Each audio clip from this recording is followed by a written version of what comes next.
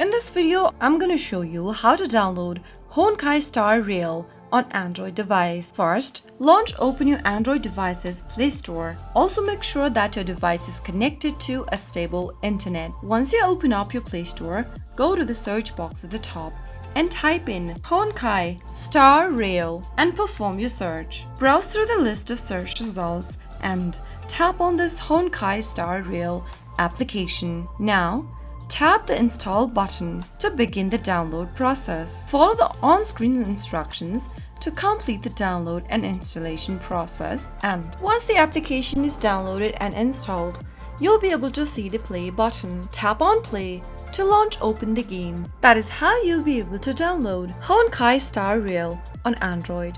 You can now go ahead and log in or register for a HoYoverse account, and you'll be able to enjoy the game. If you found the video to be helpful, go ahead and give us a thumbs up. Don't forget to subscribe to our channel by hitting the subscribe button. Press the notification bell so that you'll never miss another upcoming upload from us. I'll see you soon with another tutorial video. Goodbye till then.